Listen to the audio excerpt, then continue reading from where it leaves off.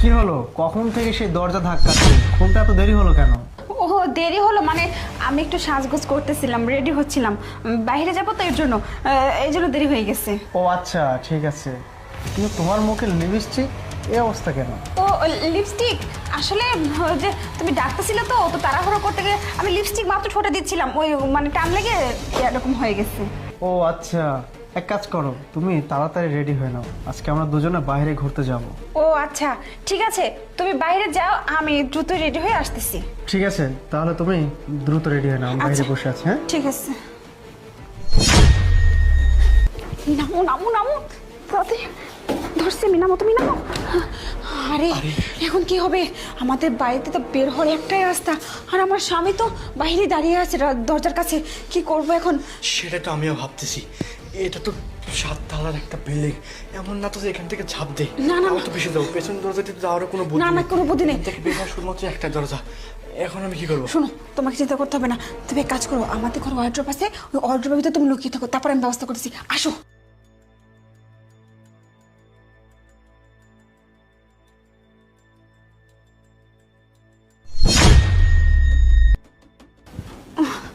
ও তুমি বসে আছো? আরে বসে আছি মানে কখন থেকে বসে আছি? তুমি এতক্ষণ লাগে তোমার রেডি হতে, বুঝলাম না ব্যাপারটা কি। আসলে ভাবতেছি কি, আমার তো এখনো রেডি হওয়া হয়নি, মানে আমি যে ড্রেস পরে আছি এটা পরে যাব না, ভাবতেছি অন্যরকম একটা ড্রেস পরবো, মানে বাইরে যাব, বোঝো না, একটা স্ট্যান্ডার্ডের ব্যাপার আছে। তো এতক্ষণ চেঞ্জ করলে তো পারতে, এতক্ষণ কি করছো তুমি? না, আমার শুধু 10 মিনিটই সময় লাগবে, তুমি এক কাজ করো, তুমি বাইরে গিয়ে একটু ওয়েট করো, আমি 10 মিনিটের মধ্যেই চলে আসতেছি রেডি হয়ে। ঠিক আছে, তাড়াতাড়ি যাবে, খুব দ্রুত কাজ করবে, ঠিক আছে? আচ্ছা ঠিক আছে, বের হোক।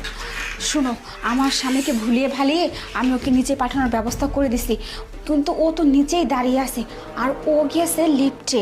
এখন তুমিও যদি লিফটে যাও তাহলে ওর মুখোমুখি তোমার দেখা হয়ে যাবে, তো তুমি এক কাজ করো, তুমি না সিঁড়ি দিয়ে নিচে। আরে সিঁড়ি দিয়ে হেঁটে গেছে, কোনোদিন নিচে যাওয়া যায় নাকি? আরে না হলে তো ওর মুখোমুখি হয়ে যাবে, সমস্যা হয়ে যাবে। আরে শোনো, তোমার স্বামী লিফট থেকে নেমে আমার পর তো আবার মেন গেটে দাঁড়িয়ে থাকবে, তাই না? গাড়ি পাঠিয়ে রোখে, তাহলে আমি যেতে যাওয়ার সময় যদি ডাকতে তখন? আরে বুঝতে পারবে না কে কোত্থেকে বের হচ্ছে না হচ্ছে, ও কি করে বুঝবে, বোঝো নাই? কিন্তু তারপরে ও আস্তে আস্তে একটু বেবি। আরে আরে আরিফ ভাই যে, আরে আমিনুল, কি অবস্থা? এই তো ভাই, আমি তো একটু বাইরে গেছিলাম, তো আপনার সাথে একটা কথা ছিল। হ্যাঁ বলো। কিভাবে যে কথাটা বলবো ভাই, আমার মানে কেমন যেন লাগতেছে, আপনি কি বলবেন? আরে বলো না, সমস্যা নেই, বলো। আসলে হয়েছে কি ভাই, আমি তো জানেনই পাশের রুমে থাকি, হ্যাঁ। আপনার রুমে একটা ছেলে